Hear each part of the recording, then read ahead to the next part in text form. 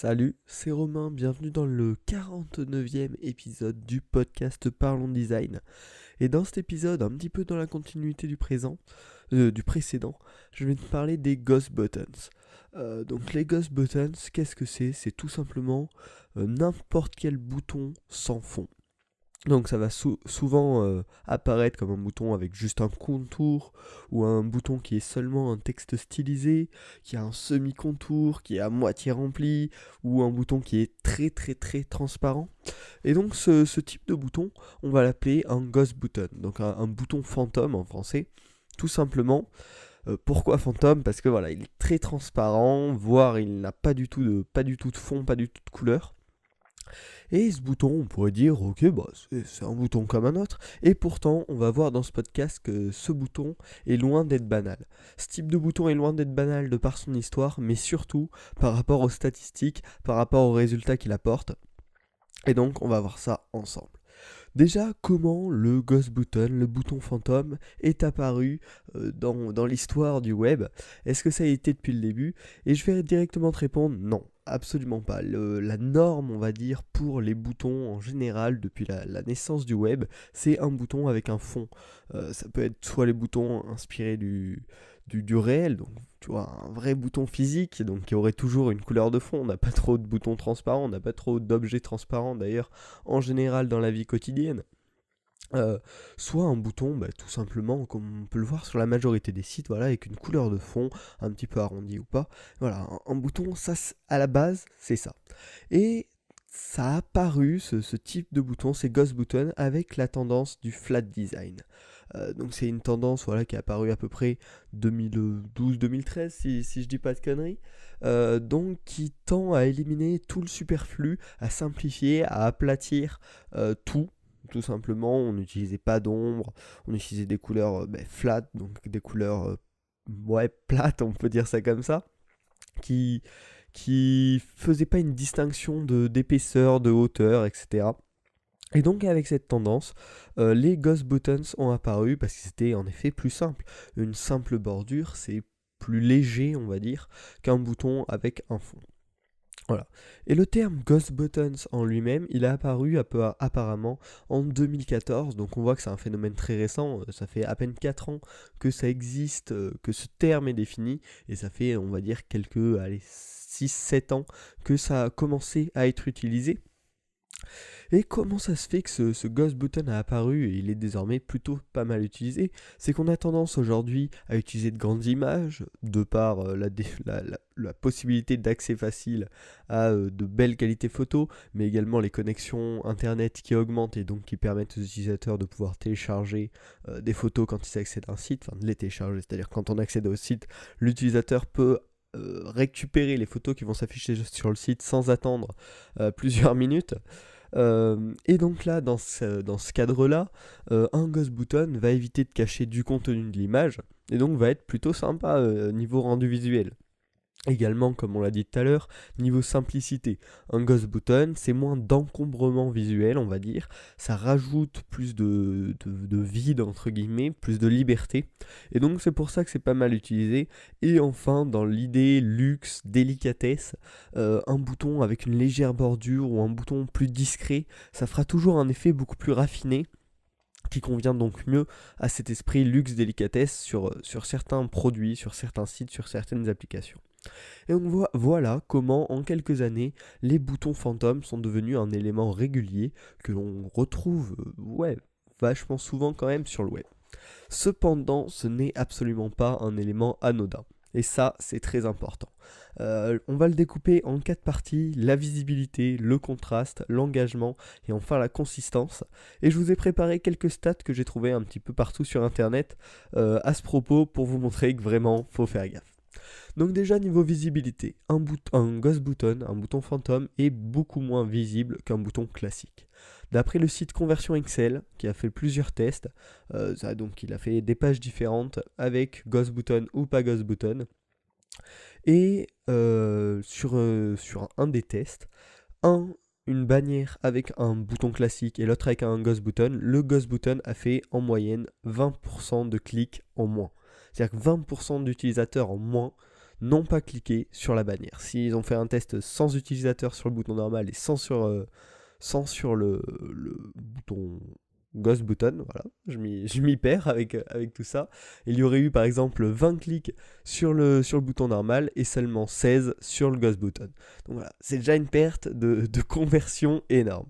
Ensuite, niveau erreur de clic, donc clic à côté du bouton, en fonction sur 4 pages de test, il y a eu 0 à 15% d'erreur en plus sur la page où il y avait un Ghost Button par rapport à celle où il y avait un button normal.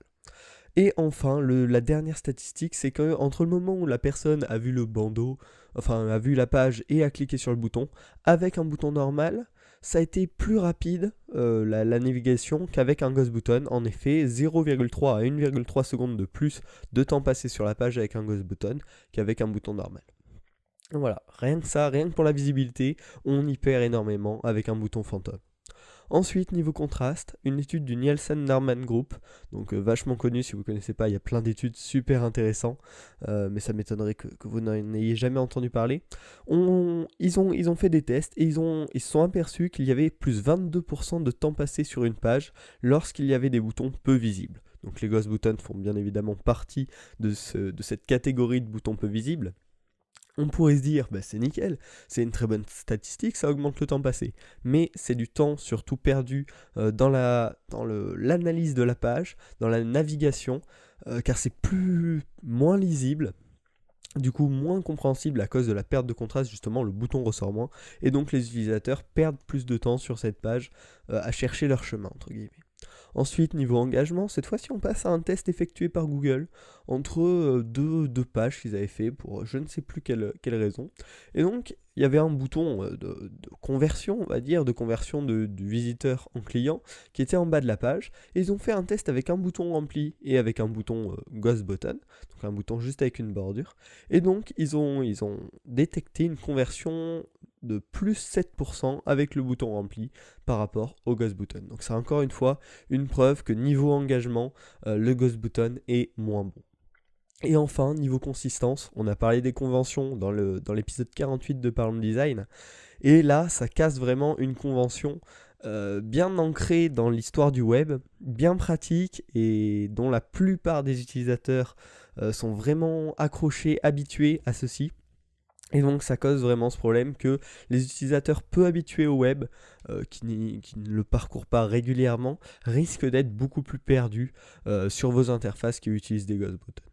Voilà, maintenant que j'ai réussi, je l'espère, à vous prouver que le Ghost Button n'était pas un élément anodin, on va voir comment l'utiliser intelligemment, comment l'utiliser bien pour ne pas subir les conséquences. On va essayer d'utiliser le Ghost Button à notre avantage. Vu qu'il convertit moins, on pourrait se dire, et c'est le premier conseil que je peux vous donner, c'est d'utiliser un Ghost Button en tant que bouton secondaire, par choix de priorisation et non par choix de style. C'est-à-dire que vous n'allez pas vous dire, tiens, les Ghost Buttons c'est beau, je vais les utiliser partout sur mon site.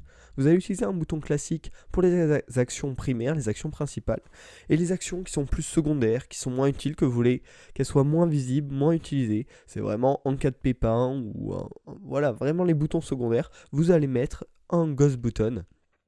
Ce qui permettra d'équilibrer votre interface, de montrer en priorité l'action que vous souhaitez que l'utilisateur fasse et de laisser quand même la possibilité d'accès à une seconde action.